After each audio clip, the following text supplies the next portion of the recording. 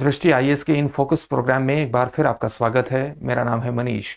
हाल ही में ताइवान में संपन्न संसदीय चुनाव और राष्ट्रपति चुनाव में डेमोक्रेटिक प्रोग्रेसिव पार्टी ने महत्वपूर्ण विजय हासिल की है, जिससे चीन द्वारा वहां के इलेक्शन के माध्यम से अपने समर्थन वाली पार्टी को सत्ता में लाने का प्रयास संपूर्ण रूप से विफल हो गया है। चीन ताइवान के इलेक्शन को क्यों प्रभावित करना चाहता था, इसके संपूर्ण परिप्रेक्ष्य को आज इन फोकस के प्रोग्राम में समझने का प्रयास करेंगे और इसलिए हमारे टॉपिक का नाम होगा ताइवान चुनाव को क्यों प्रभावित करना चाहता था चीन। सबसे पहले देखते हैं कि इस टॉपिक के अंतर्गत हमारी चर्चा के क्या पक्ष होंगे। सबसे पहले हमने उस खबर को जान लिया है जिसके कारण ये टॉपिक चर्चा में है, यानी हाल ही में जो ताइवान में चुनाव संपन्न हुए हैं, राष्ट्रपति चुनाव संपन्न हुए हैं, उसमें डेमोक्रेटिक प्रोग्रेसिव पार्टी के कैंडिडेट विलियम लाई ने सफलता हासिल की है, जो चीन समर्थक नीति का पालन नहीं करते बल्कि चीन के क्षेत्रीय दावों को खारिज करते हैं और इसलिए चुनाव बेहद महत्वपूर्ण हो जाते हैं। व्यापक परिप्रेक्ष्य में साउथ चाइना सी पर भी इसका प्रभाव हो सकते हैं, तो इसीलिए ये पूरा टॉपिक चर्चा में है और इसकी चर्चा आज हम करेंगे। सबसे पहले देखते हैं कि ताइवान और चीन के बीच जो हिस्टोरिकल तनाव है, जो ऐतिहासिक रूप से तनाव है, उसकी जड़ क्या है। उस जड़ को थोड़ा सा इतिहास में जाकर देखने का प्रयास करेंगे और वन चाइना पॉलिसी को भी इसके अंतर्गत समझेंगे। हम देखेंगे कि ताइवान से किस प्रकार से चीन के आर्थिक हित जुड़े हुए हैं और हाल ही में ताइवान के प्रति चीन का सैन्य रवैया किस प्रकार का रहा है, और इसको व्यापक परिप्रेक्ष्य में समझने के लिए हिंद प्रशांत महासागर की भी राजनीति को थोड़ा समझने का प्रयास करेंगे। अंत में आपके लिए एक अभ्यास प्रश्न होगा जिसका उत्तर आपको कॉमेंट बॉक्स में कॉमेंट करके देना होगा। ये जो पूरा विषय है, यह आईएएस की मुख्य परीक्षा के सामान्य अध्ययन प्रश्न पत्र 2 से जुड़ता है।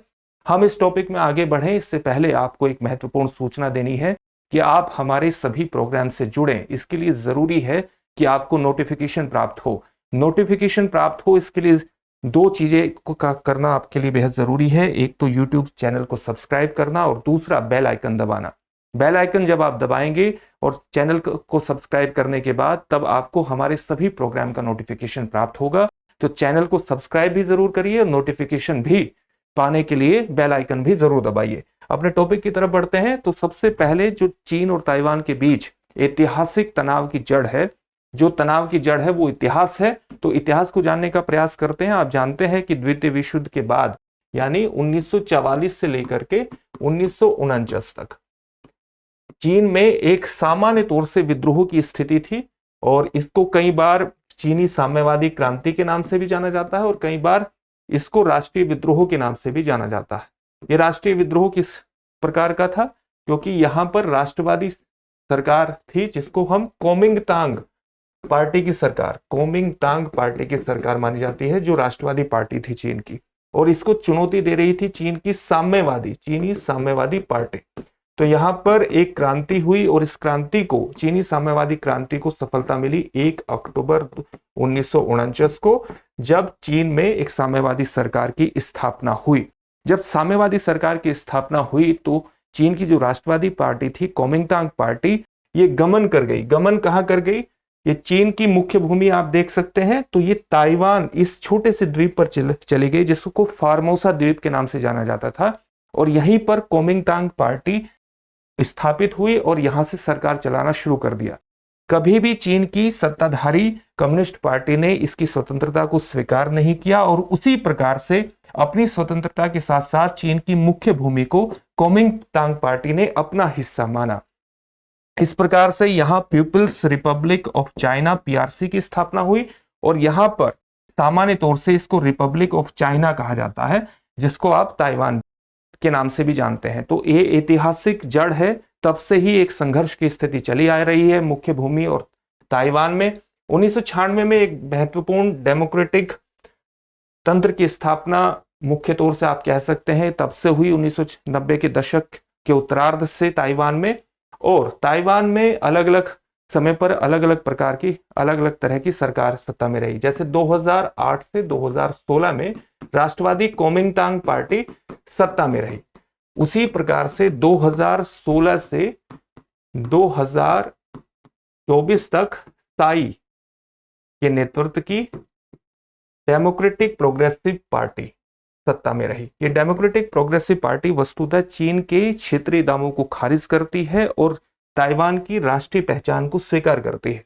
लेकिन कोमिंगतांग पार्टी एक ऐतिहासिक विडंबना कहते हैं कि जिन पार्टियों के बीच संघर्ष की स्थिति से दो एंटिटी हमारे साथ आई, यानी एक पीपल्स रिपब्लिक ऑफ चाइना और एक रिपब्लिक ऑफ चाइना, वर्तमान में ये दोनों एक तरह से एक साथ दिखाई देती हैं, क्योंकि कुओमिंगतांग पार्टी द्वारा किसी भी तरह के क्षेत्रीय संघर्ष को अवॉइड करने के लिए, उसको नकारने के लिए चीन के साथ सहयोग की परिकल्पना की गई है। तो अलग अलग दोनों पार्टियों का रवैया है। डेमोक्रेटिक प्रोग्रेसिव पार्टी के जो इस 2024 के चुनाव में प्रेसिडेंशियल कैंडिडेट थे, जो राष्ट्रपति कैंडिडेट थे, वो थे विलियम लाई, जो बेसिकली 3D की नीति फॉलो करते हैं। 3D की: रक्षा सामर्थ्य, लोकतांत्रिक संस्थाएं और राजनयिक संबंध। मतलब डिफेंस कैपेबिलिटीज, डेमोक्रेटिक इंस्टीट्यूशंस और डिप्लोमेसी। यानी ताइवान को इस तरह से सक्षम बनाना कि उसकी क्षेत्रीय अखंडता को सुरक्षा करने के लिए, उसकी संप्रभुता की सुरक्षा के लिए उसकी डिफेंस कैपेबिलिटीज को बढ़ाना, उसके रक्षा सामर्थ्य को बढ़ाना। उसी तरह से ताइवान का विकास करने के लिए, संपूर्ण विकास करने के लिए, उसको एक प्रोग्रेसिव नेशन बनाने के लिए डेमोक्रेटिक इंस्टीट्यूशंस की स्थापना करना और ताइवान के अलग अलग देशों से संबंध, डिप्लोमेटिक रिलेशंस को स्थापित करना, ताकि उसे वैश्विक स्तर पर मान्यता प्राप्त हो सके। जबकि जो कुओमिंगतांग पार्टी के जो प्रेसिडेंशियल कैंडिडेट थे हो यू ही, जिसका समर्थन करता है पीपल्स रिपब्लिक ऑफ चाइना, उनकी जो नीति है वो भी 3D पर टिकी हुई है: डेटरेंस, डायलॉग और डी एस्केलेशन। इनका कहना है कि चाइना के साथ किसी भी तरह के संघर्ष की संभावना को कम से कम किया जाना चाहिए, उसको नकारना चाहिए, और इसलिए उसके साथ संवाद करने की आवश्यकता है। किसी भी तरह के संघर्ष को नकारने के लिए डी एस्केलेशन की आवश्यकता है, और उसकी कैपेबिलिटी, एक ऐसी नीति अपनाने की जरूरत है ताकि रिपब्लिक ऑफ चाइना यानी ताइवान को कोई भी रक्षात्मक रूप से खतरा ना हो, यानी डेटरेंस की नीति अपनाना, उसकी कैपेबिलिटीज को बढ़ाना। तो ये महत्वपूर्ण रूप से अंतर है। और इस 2024 के इलेक्शन में पीपल्स रिपब्लिक ऑफ चाइना ने, चाइना की मुख्य भूमि की सरकार ने, शी जिनपिंग की सरकार ने खुले तौर पर हो यू ही यानी कुओमिंगतांग पार्टी के कैंडिडेट का समर्थन किया है। और इसी कारण से ये पूरा टॉपिक चर्चा में भी था। ताइवान की पॉपुलेशन की, ताइवान की जनसंख्या की सामान्य तौर से इस पर क्या नीति है, क्या वो मानते हैं? एक सर्वेक्षण के मुताबिक ताइवान के 44% लोग ऐसे हैं जो स्टेटस को की स्थिति जानते हैं। ना तो वो यूनिफिकेशन को स्वीकार करते, मुख्य भूमि के साथ एकीकरण को स्वीकार करते, और न ही वो स्वतंत्रता की दिशा में किसी प्रकार का कार्य चाहते, यानी वो स्टेटस को की स्थिति चाहते हैं। और 35.8% पॉपुलेशन ऐसी है जो यथास्थिति यानी स्टेटस को के साथ साथ स्वतंत्रता की दिशा में कार्य करना चाहती है, यानी धीरे धीरे ताइवान पूरी तरह से एक स्वतंत्र राष्ट्र के रूप में विकसित हो सके। इसी तरह से 11.5% पॉपुलेशन ऐसी है जो यथास्थिति के साथ साथ चीन के साथ एकीकरण की दिशा में कार्य करना चाहती है। यानी इस सर्वेक्षण को ध्यान में रखें तो चीन की जो एकीकरण की नीति है वो किसी न किसी तरह से लोगों के साथ एक सामंजस्य नहीं बनाती, ताइवान के लोगों के साथ। आप जानते हैं जब से चीन में शी प्रभावी हुए हैं और पूरी तरह से कम्युनिस्ट पार्टी पर उनका एक छत्र राज चल रहा है, उन्होंने कम्युनिस्ट पार्टी का जो मैनिफेस्टो है उसमें मुख्य रूप से इस बात को भी स्वीकार किया है कि वो ताइवान को पूरी तरह से एकीकरण करने के पक्ष में है, और अगर जरूरत पड़ी तो सैन्य माध्यम से भी। ये चाइना के ऑफिशियल कम्युनिस्ट पार्टी के मैनिफेस्टो में कहा जा चुका है कि अगर आवश्यक पड़ा तो सैन्य ताकत के माध्यम से इसका एकीकरण किया जाएगा। ताइवान, जिसको अधिकांश देशों द्वारा एक देश के रूप में यानी एक स्वतंत्र कंट्री के रूप में स्वीकार नहीं किया जाता, और अधिकांश देशों द्वारा वन चाइना पॉलिसी के रूप में ही वन चाइना पॉलिसी फॉलो की जाती है। जैसे यूएस के द्वारा वन चाइना पॉलिसी के अंतर्गत यह माना जाता है सैद्धांतिक तौर पर कि ताइवान वस्तुतः मुख्य भूमि यानी पीपल्स रिपब्लिक ऑफ चाइना का ही हिस्सा है, लेकिन वो ताइवान की स्वतंत्रता को सुनिश्चित करने के लिए उसे सैन्य सहायता उपलब्ध कराता है। ये एक अंतर है महत्वपूर्ण। भारत भी सैद्धांतिक तौर पर ताइवान की पॉलिसी के अंतर्गत वन चाइना पॉलिसी यानी पीपल्स रिपब्लिक ऑफ चाइना के अंतर्गत ही ताइवान को स्वीकार करता है। लेकिन गलवान वैली के विवाद 2020 के विवाद के बाद भारत ने किसी भी तरह की इस नीति को, जो ये भारत की सैद्धांतिक नीति है, इसको अभिव्यक्ति प्रदान नहीं की है। तो ये इतिहास था इन दोनों के बीच के विवाद का। चीन के किस प्रकार के आर्थिक हित जुड़े हुए हैं? दरअसल जो मुख्य भूमिका चाइना है यानी पीआरसी है और ताइवान के बीच बहुत ही मजबूत आर्थिक संबंध है, घनिष्ठ आर्थिक संबंध है।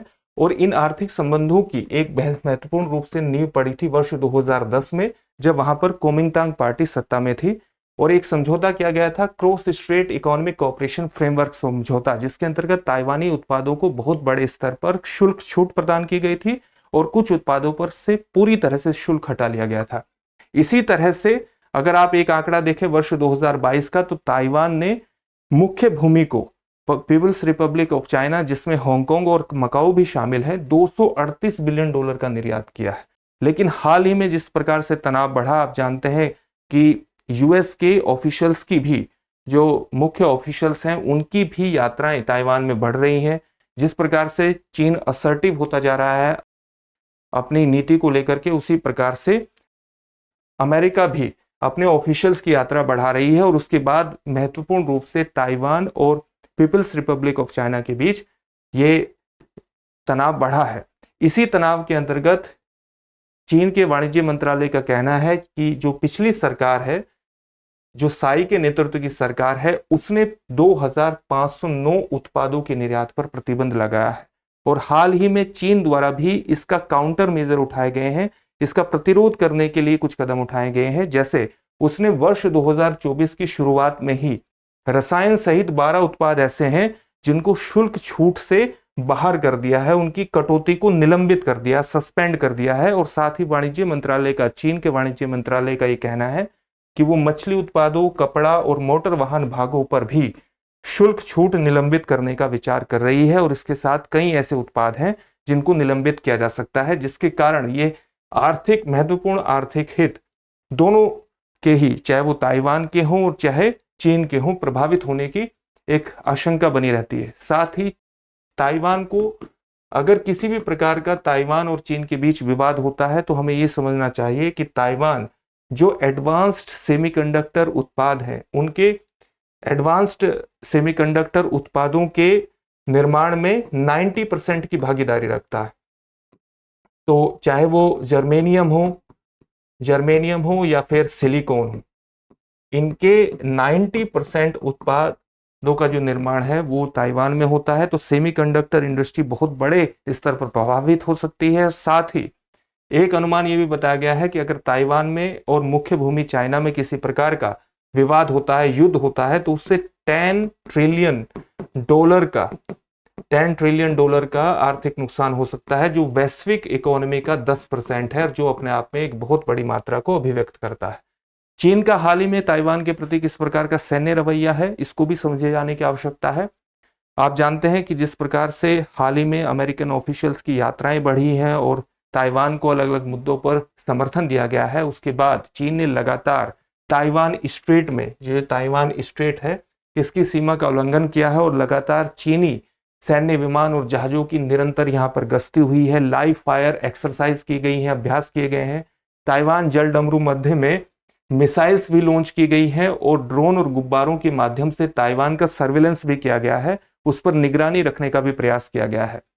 तो ये एक चीन की हाल ही की सैन्य गतिविधियों को अभिव्यक्त करते हैं। साथ ही चीन ने 5 अमेरिकी फर्म को प्रतिबंधित कर दिया है जो ताइवान को सामरिक तौर पर सैन्य सूचना प्रणाली की आपूर्ति करती हैं। ये दरअसल इसको माना जाना चाहिए हिंद प्रशांत महासागर की जो उभरती हुई राजनीति है उसके परिप्रेक्ष्य में। आप जानते हैं कि साउथ चाइना सी में 9 डैश लाइन के माध्यम से चाइना अपने संपूर्ण अधिकारों को असर्ट कर रहा है, उनको अभिव्यक्त कर रहा है। चाहे साउथ चाइना सी में स्थित पैरासेल आइलैंड हो, स्प्रेटली आइलैंड हो या स्कैरबरो रीफ है, सभी पर उसने 9 डैश लाइन के माध्यम से अपने अधिकारों को अभिव्यक्त किया है। और साथ ही साउथ चाइना सी प्रशांत महासागर और हिंद महासागर को जोड़ने वाला एक महत्वपूर्ण केंद्र बिंदु है, जिससे प्रति वर्ष लगभग 5 ट्रिलियन डॉलर का व्यापार होता है, जो वैश्विक व्यापार का एक अंकटाड के एक आंकड़े के अनुसार, वर्ष 2016 के आंकड़े के अनुसार अंकटाड के, इससे जो व्यापार होता है वो 3.37 ट्रिलियन डॉलर का होता है, जो अपने आप में वैश्विक व्यापार का 21% बैठता है, वैश्विक जहाज व्यापार का, पण्य व्यापार का। तो चाइना इस पर नियंत्रण के माध्यम से इस पूरे व्यापार को नियंत्रित करना चाहता है और इसके लिए इसी व्यापक नीति का एक हिस्सा ताइवान को भी अपने ताइवान के प्रति असर्टिव होना और साथ ही उसका यूनिफिकेशन को सुनिश्चित करना इसी व्यापक नीति का एक महत्वपूर्ण हिस्सा है। और इसीलिए उसके लिए ताइवान में होने वाले चुनाव बेहद महत्वपूर्ण थे और वो उनको प्रभावित करने की कोशिश कर रहा था। अंत में एक प्रश्न देख लेते हैं, हाल ही में ताइवान में संपन्न राष्ट्रपति चुनाव में किस राजनीतिक दल को विजय प्राप्त हुई है? Democratic Progressive Party, Kuomintang Party, Taiwan People's Party, उपयुक्त में से कोई नहीं? इस प्रश्न का उत्तर आप हमें कमेंट बॉक्स में कमेंट करके जरूर दीजिए। साथ ही हमारे चैनल को सब्सक्राइब करना बिल्कुल मत भूलिए और बेल आइकन जरूर दबाइए ताकि आपको सभी प्रोग्राम का नोटिफिकेशन मिल सके। फिर से एक नए सेशन में आपसे मुलाकात होगी। धन्यवाद।